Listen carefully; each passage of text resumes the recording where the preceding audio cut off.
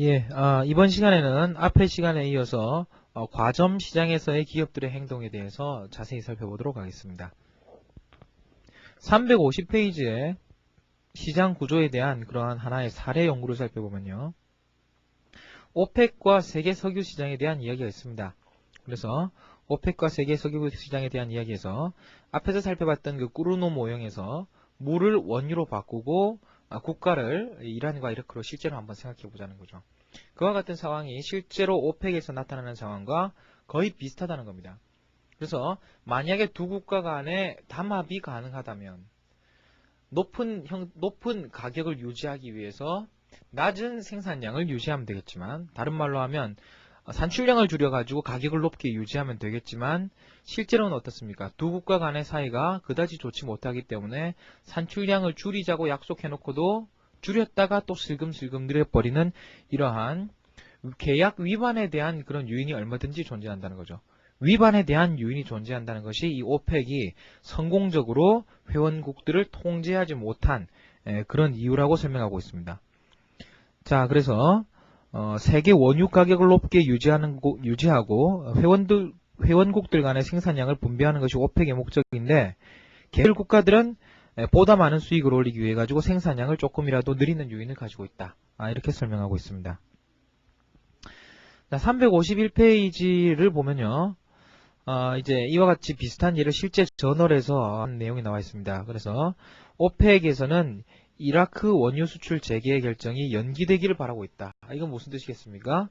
이라크도 오펙의 중요한 회원국이라는 거죠. 하지만 만약에 오펙이 공급량을 석유를 다시 수출하게 된다면 전 세계 석유 가격은 오히려 떨어지겠죠. 그렇기 때문에 이라크를 제외한 다른 국가 입장에서는 어떻겠습니까? 다른 국가 입장에서는 오히려 이라크가 지금같이 석유 금수 조치에 묶여있는 것이 자신들의 이득에 도움이 된다는 거죠. 자, 그렇기 때문에 오펙은 이라크의 원유 수출 재개를 오히려 연기되기 바라고 있다. 계속 유지되기를 바라고 있다는 그런 아주 역설적인 이야기를 하고 있습니다. 자, 351페이지 아래쪽에 보면 게임 이론과 상호작용의 경제학에 대해서 되어 있습니다. 자, 그래서 과점 시장에서 존재하는 그러한 상호 의존 관계, 그런 의존 관계라는 것은 전략적 행위라는 것을 나타나게 되고, 이와 같은 전략적 상황을 설명할 수 있는 이론이 바로 이 게임 이론이란 겁니다. 자, 그래서 이 게임 이론이란 것은 사람들의 전략적 행동을 연구하는 이론이다 하고 나와 있고요. 이 전략적이란 말에 대해서 설명을 하고 있죠. 그래서 한 사람이 어떤 행동을 하는지가 상대방에 바로 영향을 주게 된다 하고 설명하고 있습니다. 게임 이론. 그래서 게임 이론을 다른 말로는 전략적 행위 이론이라고 설명하기로도 합니다. 전략적 행위 이론이라고 설명하기도 합니다. 그 게임 이론 중에서도 사실은 게임 이론에서도 여러 가지 설명이 있습니다. 게임 이론에서 여러 가지 설명이 있는데 그 중에서도 대표적인 것이 용의자의 고민이라는 그런 내용입니다. 용의자의 고민 모형이다 라고 나와 있고, 이 모형이 제일 중요한 내용일 것 같습니다. 자, 이 용의자의 고민이라는 내용은 353페이지 보니와 클라이드의 그러한 보수 행렬을 통해서 나와 있는데, 보니와 클라이드는 미국의 그 대표적인 살인광으로 알려져 있죠. 살인마들로 알려져 있는데, 아마 여러분 또 우리에게 내일은 없다라는 그런 영화로 보셨을 거예요. 그래서 보니와 클라이드가 왜 우리에게 내일은 없다라고 번역을 됐는지는 영화를 보신 분들만 아실 거예요. 제 생각으로는 아주 번역이 잘 된 그런 영화가 아닌가 하고 생각하는데, 정말 내일이 없다는 듯이 살인을 하고 다니는 사람들이죠. 자, 그래서 보니와 클라이드의 선택이 나와 있고, 그 선택에 대한 결과가 그 사각형 안에 나와 있습니다. 자, 그래서 간단하게 표를 다시 한번 옮겨보면요. 이 이른바 보수 행렬이라고 불리는 것은 세 가지 구성 요소로 이루어져 있습니다. 처음에 이쪽을 보니, 그 다음에 클라이드 해가지고 두 사람의 경기자가 있다는 거죠. 보니와 클라이드라는 두 사람의 경기자가 있고, 이 두 사람의 경기자가 채택할 수 있는 전략으로서 무엇이 있냐면 자백을 한다, 컨페스를 한다, 아니면 침묵을 지킨다, 사일런스를 지킨다. 클라이드도 자백을 한다, 침묵을 지킨다는 겁니다. 자, 그런데 이와 같은 상황에서 실제로 보니와 클라이드가 범죄를 저지르고 다녔지만 그 범죄를 저지르고 다녔던 것에 대한 그런 물증이 없어요. 물증이 없기 때문에 만약에 두 사람이 다 침묵으로 일관한다면 두 사람에 대해 가지고 사실 각각 징역 1년씩 밖에 때릴 수 없는 상황이에요. 각각 징역 1년씩 밖에 때릴 수 없는 상황입니다. 그렇지만 가가지고 이래가지고 예를 들어가지고 경찰이라든지 검찰이 보니와 클라이드를 각각 분리된 방에 불러놓고 이와 같이 얘기한다는 거죠. 교과서에 있는 내용을 한번 봐주십시오. 350페이지 다운표 안에 들어있는 내용입니다. 자, 지금 당장 1년의 형무소에 보낼 수 있고 상대방이 주범이라고 증언한다면 수사에 협조한 대가로 석방될 수도 있지만 상대방만 만약에 고백을 하고 너는 석방하지 않는다면 20년을 살게 될 것이고 둘 다 자백한다면 8년을 살게 될 것이다. 복잡한 내용 같죠. 그렇지만 사실은 이런 내용입니다. 자, 만약에 둘 다 고백을 하지 않는다면 1년 당장 그냥 징역을 보낼 수도 있고 그 다음에 둘 다 고백을 한다면 야 이제 잘 찾았다 해가지고 8년씩 보낼 수 있다는 거죠. 그런데 만약에 상대방은 고백을 했는데 클라이드는 고백을 하지 않는다면 이제 괘씸죄까지 묻는다는 거죠. 너 왜 고백 안 했냐 해가지고 이 두 사람의 징역을 합한 것보다 더 큰 징역인 20년만큼을 구형해버리는 거예요. 20년만큼을 구형해버리고 고백을 한 사람은 상대방의 죄를 인정해준 그런 하나의 대가로요. 무죄 방면해주는 거예요. 실제로 그런 경우가 있다고 합니다. 미국에서는 플리바게닝이라 그래가지고 어떤 고백을 자백을 해주면 그 대가로 형을 감면시켜주는 그런 예들이 있다고 합니다. 자, 그래서 20년 0년이 되고 반대로 이쪽은 어떻겠습니까? 한 사람은 고백했는데 상대방은 바보같이 그냥 있었어요. 그러면 이 사람은 어때요? 고백한 사람은 영리하게 빠져나가지만 고백하지 않은 사람은 우직했던 대가로 20년이라는 엄청난 형을 살아야 된다는 거죠. 자, 이와 같은 상황이면 어떤 결과가 나타날 것 같습니까? 여러분이 맨 먼저 주의하실 상황은요. 이 상황과 이 상황입니다. 둘 다 침묵을 지키고 있는 이 상황이 있고 둘 다 고백하는 이 상황이에요. 지금 이 숫자들은 사실은 어떻습니까? 소득이나 효용이 아니고 징역 연수를 이야기하고 있기 때문에 이 값은 낮으면 낮을수록 좋은 거예요. 낮으면 낮을수록 좋기 때문에 사실은 어때요? 이 8년 8년에 비해 가지고 1년 1년은 두 사람의 이득을 다 개선시킬 수 있는 어떤 상황입니까? 파레토 개선. 이 상태에 비하면 이 상태는 파레토 우위인 이런 상황이라고요. 파레토 우위인 상황이 존재함에도 불구하고 어떻습니까? 만약에 두 사람한테 따로 떼놓고 아까와 같은 신문을 한다는 거죠. 8년 8년, 20년 0년, 0년 20년이 될 수도 있다. 이렇게 얘기한다면 얘들은 보니와 클라이드는 결국 어떤 선택을 할 가능성이 큽니까? 상대방이 고백을 한다면 자신은 어떻게 하는 게 유리해요? 상대방이 고백을 한다면 고백하면 8년이 고백 안 하면 20년이거든요.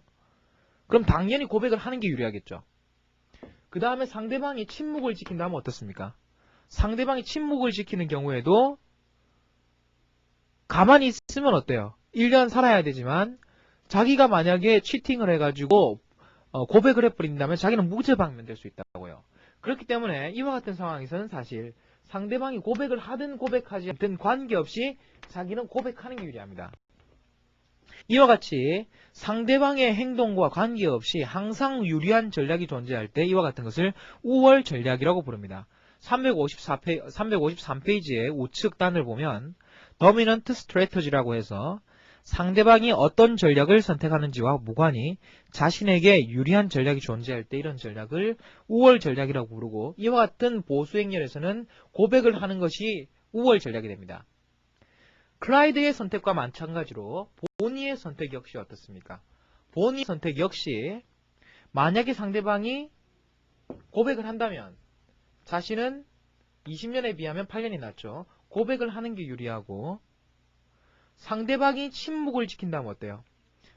클라이드가 만약에 침묵을 지킨다면 자신은 고백을 하면 0년이고 고백을 하지 않으면 1년을 살아야 하기 때문에 어떻습니까?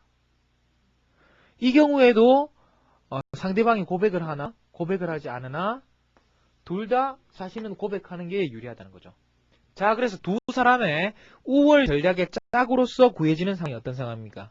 우월 전략의 짝으로서 구해지는 상황이 바로 둘 다 고백을 하는 이와 같은 상황이고요. 자, 우월 전략의 짝으로서 구해진 게임 행렬에서의 이러한 균형 상태를 우월 전략 균형이라고 부릅니다. 우월 전략의 짝으로서 구해진 게임 행렬에서의 이와 같은 균형을 우월 전략 균형이라고 부릅니다. 자, 이와 같이 우월 전략 균형인 상황인데 지금 우월 전략 균형이 나타나는데 이 게임은 상당히 특이한 그런 경우를 이야기했습니다. 자, 이 게임에서 중요한 요소는 세 가지예요. 자, 8년 8년을 사는 경우와 1년 1년을 사는 경우를 비해 가지고 어느 쪽이 훨씬 유리합니까? 사실은 이 두 가지만 놓고 보면 1년 1년이 훨씬 유리하다고요. 두 사람이서 살게 되는 형기를 따지자면 사실은 20년 20년이 되기 때문에 이 상황이 가장 불리한 상황이죠. 그 다음에 이제 안 좋은 게 이거고 가장 좋은 게 이 상황인데 두 사람이서 만약에 합의를 할 수 있는 그런 장치가 있다면 분명히 둘 다 침묵을 지켜가지고 1년씩 살게 할 겁니다. 살도록 할 겁니다. 그렇지만 둘이 협조가 되지 않는 상황이에요. 첫 번째 요인이 협조의 부재입니다. 협조의 부재로 인해서 이 상태에 비해서 이 상태는 어떻습니까? 파레토 우위, 파레토 열이죠. 협조의 부재로 인해 가지고 파레토 열이인 상황을 뭐로 선택한 거예요? 우월 전략 균형으로 선택해 된 겁니다. 자, 협조의 부재로 인해 가지고 파레토 열이인 상황을 우월 전략 균형으로서 선택해 버린 상황. 이와 같은 상황을 가리켜 가지고 이제 보니와 클라이드의 선택에서 보다시피 이른바 용의자의 고민 또는 용의자의 딜레마라고 그렇게 부르고 있습니다. 이와 같은 행렬은 상당히 많은 경우에 응용 상황을 가지고 있습니다. 자, 354페이지를 봐주시면요. 354페이지를 봐주시면 이란과 이라크의 선택이 있어가지고 이란이 높은 생산 감축, 이라크도 높은 생산 감축이에요. 그런 경우에 사실은 각각 생산 감축을 하는 편이 각각 500억 달러로서 높은 생산량을 유지하는 것보다 훨씬 높은 이윤을 가질 수 있습니다. 100억 달러나 높은 이윤을 가질 수 있습니다. 100억 달러나 높은 이윤을 가질 수 있는데요. 그런 상황이긴 하지만 어떻습니까? 그런 상황이긴 하지만 이라크의 선택과 이란의 선택은 어떻게 되냐면 이라크가 높은 생산량을 유지한다면 이란은 어떻습니까? 높은 생산량을 유지하는 것이 300보다 400이 크죠. 높은 생산량이 유지하는 것이 유리하고 이라크가 생산 감축을 하는 경우에도 어때요? 이라크가 생산 감축을 한다면 500보다 600이 크기 때문에 이란은 다시 한번 높은 생산량을 유지하는 게 유리하죠. 결론적으로 이야기하면 이라크가 어떤 선택을 하든지 간에 이란은 높은 생산량을 유지하는 것이 유리하고요. 높은 생산량을 유지하는 것이 유리하고 다른 말로 하면 이란에 있어가지고 높은 생산량 유지는 우월 전략이 된다고요. 똑같이 이라크하고도 같은 상황이기 때문에 이란과 이라크에 모두 높은 생산량을 유지하는 것이 우월 전략이 되고 그래서 우월 전략 균형으로서는 각각 높은 생산량을 유지함으로써 각각 400억 달러의 이득을 보는 상황이 나타날 수 있다는 겁니다. 자, 이런 상황인데 이 상황 역시 협조가 이루어지지 못했기 때문에 감축보다 더 낮은 수준인 높은이 되어서 400억 달러로 낮은 상황이 되었고요. 협조의 부재로 인해서 파레토 열의인 상황을 우월 전략으로서 선택해버린 상황인 겁니다. 그래서 이와 같은 상황 역시 이제 용의자의 딜레마의 대표적인 예이고 이와 같은 예를 통해서 354페이지 아래쪽을 보시면 과점 기업들이 왜 독점 이윤을 누리기가 어려운가? 이것들은 독점 이윤을 얻는 것이 과점 기업들의 입장에서는 사실은 합리적인 이유이지만 개별적으로는 약속을 위반할 수밖에 없는 요인이 있다. 계약 위반에 대한 요인이 존재하기 때문에 이기심 때문에 이와 같이 어떻습니까? 독점 이윤을 포기할 수밖에 없게 된다는 겁니다. 355페이지를 보면 이 비슷한 상황을 미국과 소련이라는 국제 정치에서의 두 정점을 가지고 설명하고 있습니다. 자, 소련과 미국의 입장에서는 어떻습니까? 두 국가가 다 군비 증강하면 두 국가가 다 위험하고 두 국가가 다 감축을 하면 두 국가가 다 안전하지만 자국만 군비 감축을 하는 경우에 결정적으로 자국이 위험해지기 때문에 어떻습니까? 자국이 위험해지는 것을 막기 위해서 최소한 어때요? 군비 증강을 한 상황을 요구한다는 거죠. 그렇기 때문에 미국은 소련이 군비를 증강하든지 감축을 하든지 관계없이 군비를 증강하게 되고 소련의 경우에도 똑같이 군비를 증강하게 돼가지고 사실은 두 국가가 다 군비를 감축한 경우에 비해 가지고 파레토 열위에 해당하는 군비 증강 상황을 선택하게 된다는 겁니다. 자, 이와 같은 상황도 용의자의 딜레마의 상황과 비슷하다고 볼 수 있을 거고요. 여러분들이 과점 또는 간단한 경쟁 상황에서 현실 시장 상황에서 사실은 아주 이와 같은 용의자의 딜레마의 상황을 잘 볼 수 있는 내용은 이 광고의 게임에 해당하는 예예요. 자, 그래서 356페이지에 보면 광고 게임에 대한 예를 이야기하고 있는데요. 자, 먼저 카멜이란 담배와 말보로란 담배가 있다고 하겠습니다. 사실 뭐 이것도 담배고 저것도 담배라고 생각하면은 동질적인 과점이라고 볼 수도 있을 거고, 그 담배라는 것이 맛이 다 다르다 이렇게 이야기할 것 같으면 차별적인 과점이 될 수도 있겠죠. 그런 이제 시장 형태에 대한 구분은 여기서는 큰 영향을 미치지 않으니까 일단 똑같은 담배라고 보고 카멜과 말보로에 대한 그런 선택을 설명해 보겠습니다. 자, 광고하지 않으면서요. 만약에 두 기업이 다 광고를 한다면 30억 달러씩 이득을 얻어요. 광고를 하지 않으면 40억 달러씩 이득을 얻기 때문에 그냥 생각하기에는 둘 다 광고를 하지 않으면 기업들의 이윤이 극대화될 것이라는 것을 생각할 수 있습니다. 그렇지만 현실적으로는 이런 상황이 생기기가 힘든 것이 만약에 말보로가 광고를 했다고 생각해 보세요. 말보로가 광고를 하면 카멜은 광고를 하는 것이 30억 달러로서 20억 달러보다 더 큽니다. 그 다음에 말보로가 광고를 안 하는 경우에는 어떻습니까? 말보로가 광고를 안 하는 경우에는 카멜이 혼자 광고를 해버리면 각자의 이윤 40억 달러보다 더 큰 카멜의 이윤 50억 달러를 얻을 수 있죠. 다른 말로 하면 말보로가 뭘 선택하든지 간에 카멜은 광고를 하는 게 유리하다는 거예요. 그 다음에 카멜이 뭘 하든지 간에 말보로도 어떻겠습니까? 광고를 하는 게 유리해지기 때문에 파레토 열인 둘 다 과당 광고를 하는 상황이 우월 전략으로서 결정되는 거죠. 우월 전략으로서 결정되는 이유는 뭐였습니까? 기업 간의 협조가 파괴되었기 때문입니다. 자, 이래가지고 광고 게임 역시 대표적인 용의자의 딜레마의 대표적인 예로 그렇게 이야기됐었는데요. 교과서에 보면 아주 재미있는 이야기라고 했어요. 356페이지 가운데 보면 광고 경쟁에 이어같은 이론적 결론은 미국 담배 회사들의 TV 광고가 미국 의회에 의해서 금지되면서 확인되게 되었다는 겁니다. 실제로 담배에 대한 광고 금지법이라는 것이 도입되면서 담배 회사들이 실제로 광고를 상당량 줄이게 됐죠. 특히 TV 광고를 금지하게 됨으로써 TV 광고비가 상당히 줄게 되었다고요. 그렇게 된 결과 어떻습니까? 가상으로만 생각하던 이러한 보수 행렬이 실제로 나타났다는 거죠. 둘 다 광고를 할 수 없는 이런 상황이 왔고 국가에 의해서 광고를 못하게 이렇게 금지됨으로써 둘 다 광고를 못하는 상황이 왔고 그렇게 됨으로써 담배 회사들의 수익성이 아주 크게 개선되었다는 거죠. 그래서 미국 담배 회사들의 수익성이 증가했다. 그래서 아주 익설적인 그런 이야기를 하고 있습니다. 광고 금지법이라는 것은 어떻게 볼 것 같으면 기업의 입장에서 담배 회사의 입장에서 상당히 광고의 채널을 뺏겼기 때문에 아주 바람직하지 못한 상황이라고 생각할 수 있겠지만 광고 금지법이라는 것은 사실은 그동안 담배 회사들이 이루어지 못했던 스스로 이루지 못했던 광고 금지라는 것을 대신 해결해 줌으로써 용의자의 고민을 해결해 준 것이다. 대신 해결해 준 것이라는 그런 이야기를 하고 있습니다. 자, 공유 자원의 경우에도 마찬가지입니다. 공유 자원의 경우에도 마찬가지입니다.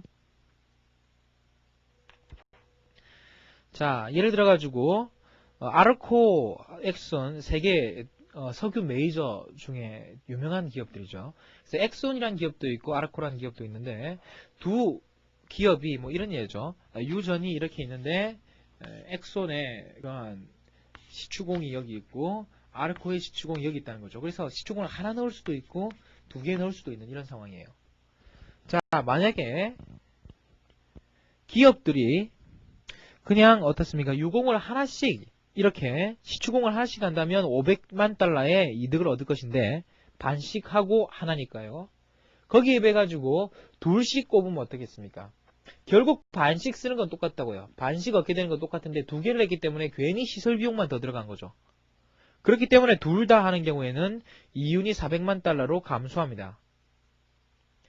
거기에 비해 가지고 상대방은 2개인데 나는 하나면 어떻겠습니까? 상대방이 3분의 2를 먹기 때문에 훨씬 이윤이 커질 거고요.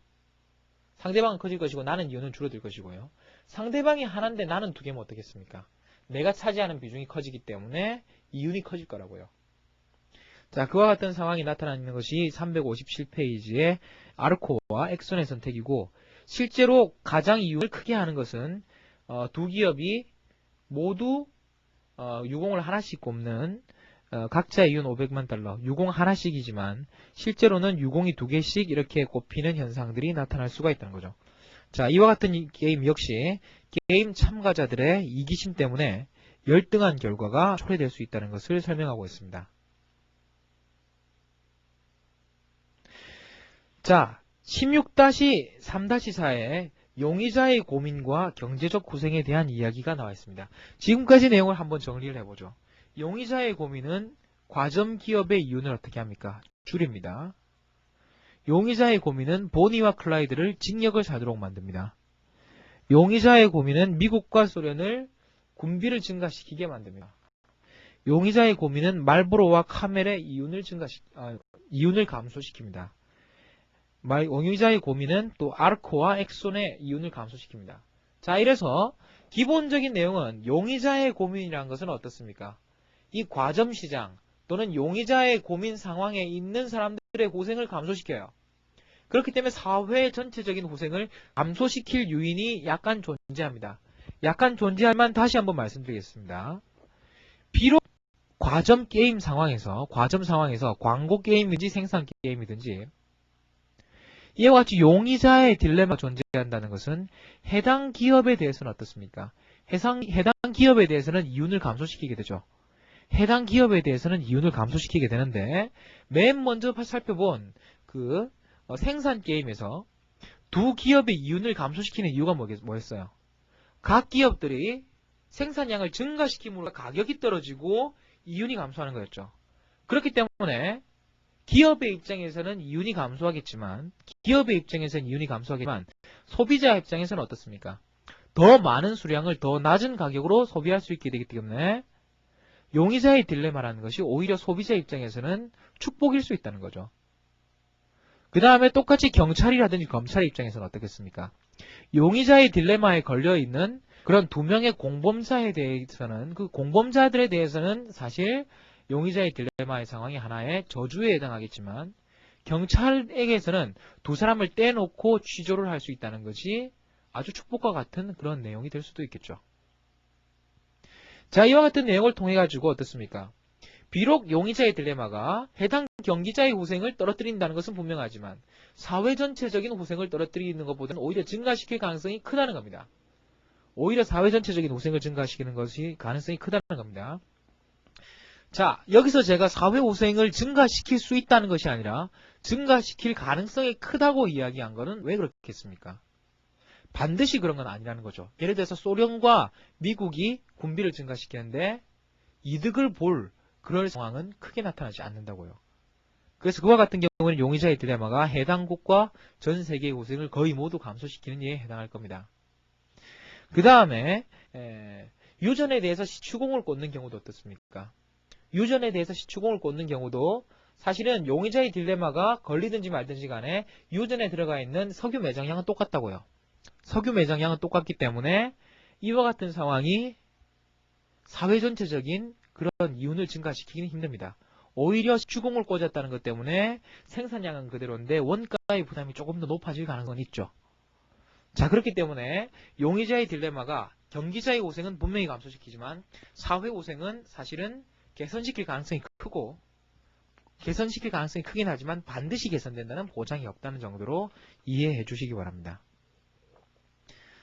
자, 358페이지에 보면요, 협조 균형이 가능한 경우를 이야기하고 있습니다. 그래가지고 지금과 같은 그러한 용의자의 딜레마 상황에서는 두 사람이 협조가 가능한 상황을 고려하지 않고 있는데요. 협조를 고려하지 않고 있는데 실제로는 협조가 가능할 수도 있다는 거예요. 그 협조의 가능성을 이야기하는 것이 핵심적인 내용으로서 관계의 지속성이라는 겁니다.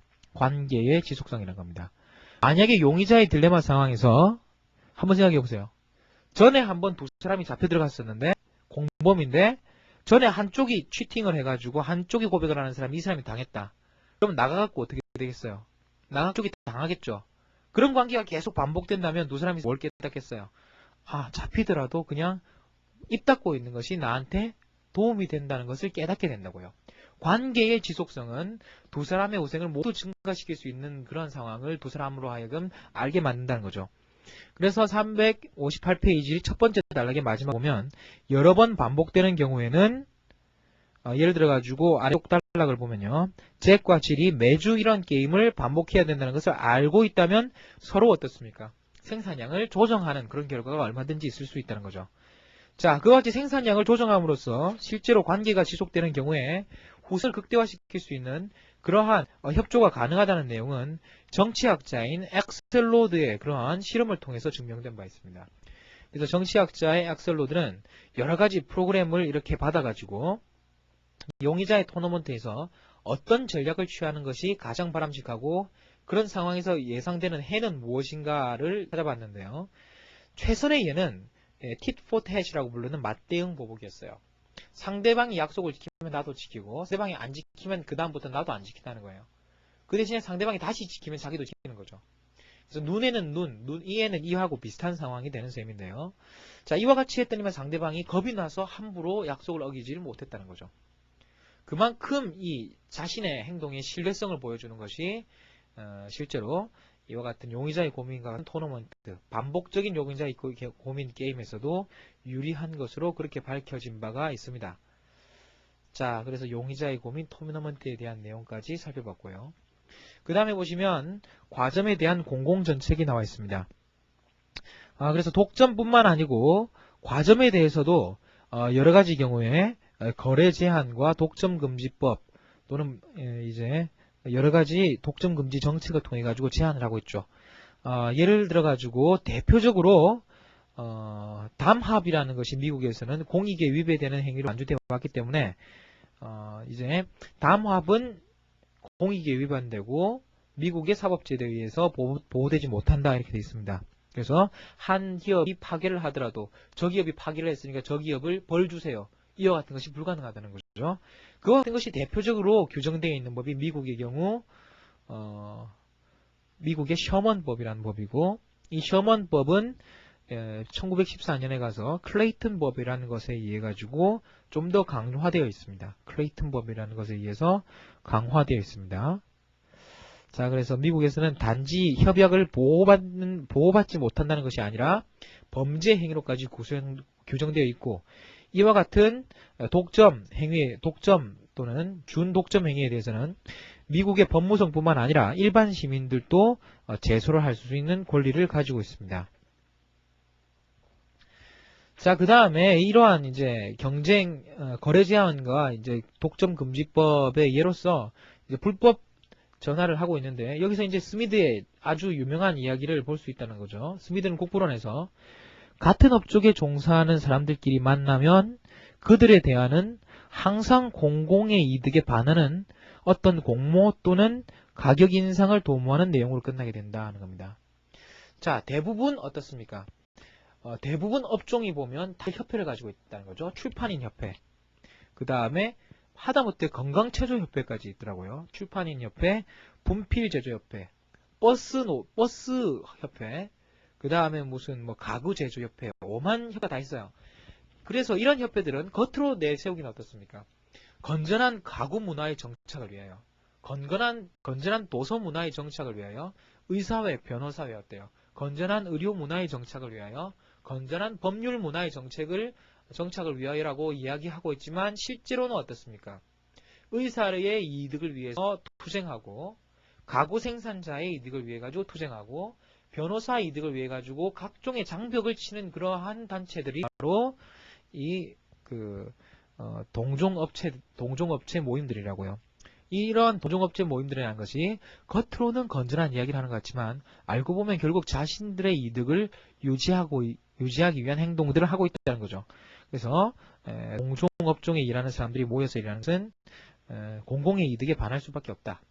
반하는 경우가 많다. 이렇게 이야기하면서 이러한 내용은 다시 어떤 내용으로 정리가 되었냐면요.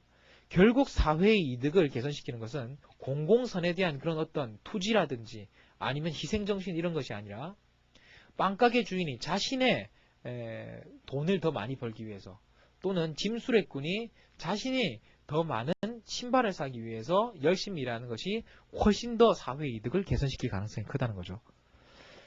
자, 그래서 이제 아래쪽에 보면 이야기가 나와 있습니다.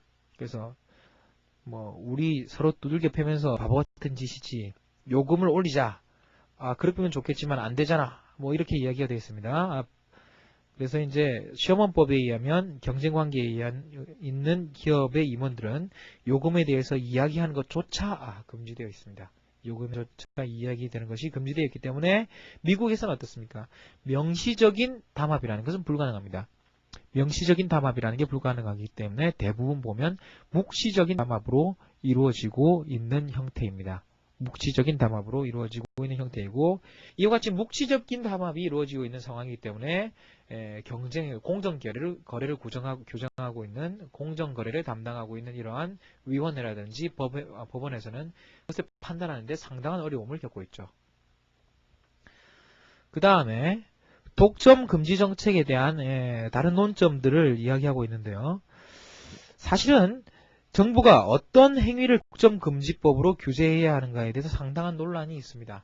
그래서 특히 최근에 이 독점금지 행위, 다음에 과점적인 행위 또는 독점적인 행위에 대해서 어떤 식으로 이제 제한을 해야 되는가에 대해서 크게 논의가 촉발된 바가 있는데, 그것이 대표적으로 어떻습니까? 끼워 팔기 논쟁이었죠. 그래서 마이크로소프트가 윈도우즈라는 그런 세계적으로 거의 독점에 가까운, 현실적으로는 과점이지만요, 독점에 가까운 그러한 OS를 팔면서, 운영체계를 팔면서 인터넷 익스플로러라는 것을 끼워서 팔았다고요. 사실은 운영체제라는 거하고 인터넷을 검색하는 거하고는 별개의 프로그램이라고도 볼 수 있는데, 마이크로소프트 쪽에서는 이것은 분리될 수도 없고 분리되어서도 안 된다 이야기를 하면서 이것은 하나의 프로그램이라고 이야기하면서 실제로 끼워 팔기를 시도를 했죠. 자, 거기에 대해서 실제로 미국 법원은 반독점 금지법에 의해 가지고 위법 판정을 내렸습니다. 거기에 대해서 항소를 한 상태고요. 마이크로소프트는 이와 같은 이제 독점 행위에 대한 대가로 회사에 대한 분할 명령까지 받은 상태죠. 자, 이래 돼가지고 독점 금지 정책에 대해서 많은 그러한 관심이 높아지고 있었는데요. 그 중에서 우리나라에서는 그렇게 크게 문제가 되지 않지만 미국에서는 논란거리가 많이 되는 것이 두 가지가 이제 재판매 가격 유지라는 거하고 금방 말씀드린 끼워 팔기 논쟁이란 거예요. 자, 그래서 재판매 가격 유지라는 것은 뭔가 하면, 예를 들어 가지고 삼성전자가 이렇게 하는 겁니다. 삼성전자가 결국 소비자에게 가격을 파는데 우리 물건은 소비자한테 판매에 있어가지고 50만원 이하로 비디오를 팔지 말라는 거예요. 삼성전자에서 나오는 비디오는 50만원 이하로 팔지 마라. 우리는 도매가로 30만원으로 넘기는데 50만원 이상으로 파는 건 관계없지만 50만원 이하로는 팔지 말라는 거예요. 이런 식으로 규정을 하는 겁니다. 자, 그래가지고 미국에서는 이렇게 재판매 가격을 유지 또는 재판매 가격을 고정시키는 행위를 기업에서 하고 있습니다. 근데 실제로 우리나라에서는 이것을 어떻게 한 적이 있었어요? 우리나라에서 지금은 어느 정도 없어지고 있지만 표준 소비자 가격이라 그래가지고 우리나라에서는 정부에서 그 가격을 밖에 찍어가지고 내보내게 했었죠. 자, 그래가지고 그와 같은 차이점을 볼 수 있습니다. 미국에서는 재판매 가격 유지라는 것을 기업에서 하고 있는데, 이와 같은 것에 대해서 미국의 법원은 독점에 가깝다고 이렇게 아주 독점 금지법의 위반 행위로 보기도 한다고요. 여기에 대해서 경제학자들은 많이 반대하고 있습니다. 실제로 재판매 가격 유지라는 것이 실제로 시장 지배력을 가지고 있기 때문에 그것을 실제로 실현하는 것이라면 생각해 보세요. 지금 기업의 입장에서는 자신이 시장 지배력을 가지고 있기 때문에 자신의 이윤을 극대화시키려면 도매 가격을 조정하면 되지 소매 가격을 조정할 이유는 전혀 없다고요. 소매에 얼마에 팔리든지 그것은 자신의 이윤하고는 관계없다는 겁니다. 그렇기 때문에 도매 가격을 움직이면 되지 소매 가격을 움직이는 것은 사실은 그 기업의 시장 지배력과는 큰 관계가 없기 때문에 재판매 가격 유지가 실제로 시장 지배력을 실현시킨 것이 아니라고 보는 거죠. 그 다음에 또 하나의 목적은 우리나라에서 표준 소비자 가격이 있었던 이유가 이와 같은 것인데, 재판매 가격이라든지 표준 가격 유지라는 것이 정당한 경영상의 목표가 있다고 볼 수 있는 거예요. 예를 들어 가지고 삼성 이제 비디오가 있는데 삼성에서 나온 비디오가 있는데 그것이 50만 원으로 팔린다면 상당히 이윤이 크기 때문에 고객에 대한 친절이라든지 고객에 대한 사후 서비스를 아주 친절하게 할 수가 있을 겁니다. 그렇지만 30만 원으로 이제 도매가 결정되어 있는데 32만 원으로 만약에 비디오가 팔린다면 이제 판매하는 그러한 소매업체 입장에서는 고객에 대한 사후 관리 서비스라든지 친절 관리를 하기가 힘들다는 거죠. 그렇기 때문에 자사의 상품의 일정한 서비스의 질을 유지하기 위해서도 어떻습니까? 재판매 가격 유지라는 것이 일종의 유리한 아주 좋은 수단일 수 있다는 거예요. 기업이 잘못된 물건을 만들었을 때 리콜을 하는 거하고 같이 상품의 신뢰성을 유지시킬 수 있는 그런 전략으로도 볼 수 있다는 겁니다. 자, 그렇기 때문에 이와 같이 친절한 고객 서비스라는 것이 어떻습니까? 다들 유지되어야 되는데 다른 업체는 하는데 한 소매업자만 싸게 한다면 지금 친절하게 유지해야 되어 있는 기업 이미지에 누를 끼칠 수 있는 일종의 무임승차 행위가 되기 때문에 이것을 막는 것이 그다지 사회 우생에 반한다고는 보지 않는다는 겁니다. 그 다음에 이제 끼워 팔기 같은 것이 금방 말씀드린 내용이죠. 예를 들어서 스타워즈와 햄릿. 스타워즈는 엄청난 인기가 있을 것이고 햄릿은 그다지 인기가 없을 것인데 이와 같은 끼워 팔기를 하는 것에 대해서 미국 법원은 어떤 이유로 불법적인 행위라고 이야기했냐면 이와 같이 스타워즈라는 히트작을 가지고 햄릿을 같이 팔아버리면 이 영화사의 시장 지배력을 증가시킬 수 있다는 거죠. 그래서 끼워 팔기가 시장 지배력을 증가시킬 수 있는 그러한 하나의 수단이기 때문에 이를 막아야 된다고 이야기하고 있습니다. 과연 그럴까요? 실제로 그런 경우가 있습니다. 실제로 그런 경우가 있는 것이 일본에서 우리나라의 대표적인 그러한 영화를 판 적 있죠. 그래서 우리나라에 수입된 대표적인 그러한 일본 영화 중에 이 작가, 이 감독의 아주 인기 없는 영화까지 같이 개봉하도록 그렇게 일본 쪽에서 요구한 적이 있었어요. 그와 같은 경우는 한국의 영화 관람자들로 하여금 좀 더 많은 일본 영화를 접하게 하려는 그런 의도가 있었는지 모릅니다. 그런 것 같으면 실제로 일본 기업에 대해 가지고 시장 지배력을 증가시키는 행위라 그래가지고 독점을 규정할 수 있을지 모릅니다. 그렇지만 대부분의 경우에는 이와 같은 끼워 팔기가 시장 지배력을 증가시키기 위해서 나타나는 것이 아닐 때도 있다는 거예요. 그래서 이제 경제학자들은 이런 논리에 대해서 다소 회의적이고 스타워즈에 대해서 2만 불, 햄릿에 대해서 지불 용의가 없다면 실제로도 지불 용의가 2만 불이기 때문에 극장주 입장에서 이것을 받아들일 이유가 없다는 거죠. 극장주 입장에서는 좋아할 이유도 없고 받아들일 이유도 없다는 겁니다. 그렇기 때문에 실제로 시장 지배력이 증가했다고 볼 수는 없는 것이고 끼워 팔기는 오히려 경제학자들은 일종의 가격 차별 행위라고들 이야기를 합니다. 그래서 스타워즈가 16,000불의 지불 용의, 햄릿이 5,000불의 지불 용의가 있는 것이 A극장, B극장에서는 1,400, 14,000, 6,000 이와 같은 지불 용의가 있을 때 두 극장에 다 팔기 위해서는 실제로는 14,000하고 5,000을 부과를 해야지만 두 극장에 다 팔 수 있죠. 그와 같은 상황이지만 두 개를 합해가지고 팔면 어떻습니까? 두 개를 합했을 때 지불 용의는 21,000과 2만이기 때문에 2만 달러까지 받아들일 수 있다는 거죠. 그렇기 때문에 시장 끼워 팔기를 통해 가지고 시장 지배력을 증가시킨다는 대법원의 결정보다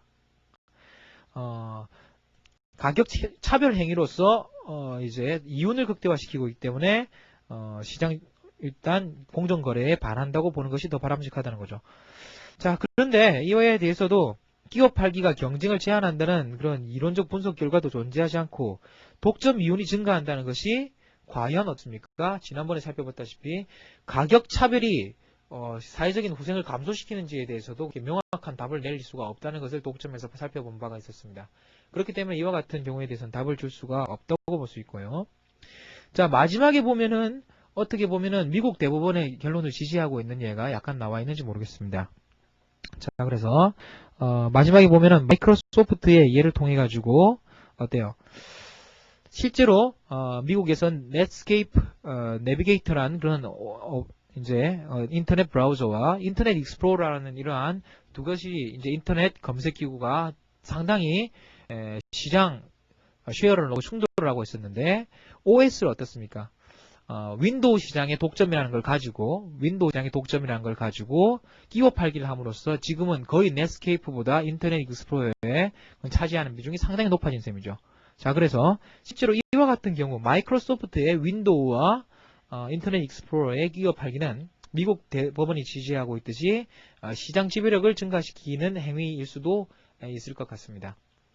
자, 이와 같은 내용을 통해 가지고 여러분들이 확인할 수 있는 것은 독점에 대한 규제라는 것은 그다지 쉬운 내용이 아니라는 것이고요. 그 다음에 독점이라는 또는 이제 과점에 대한 후생평가가 그렇게 일관적으로 나오기 쉽지는 않다는 겁니다. 364페이지를 보시면 아주 간결하게 지금까지의 내용이 잘 정리되어 있습니다.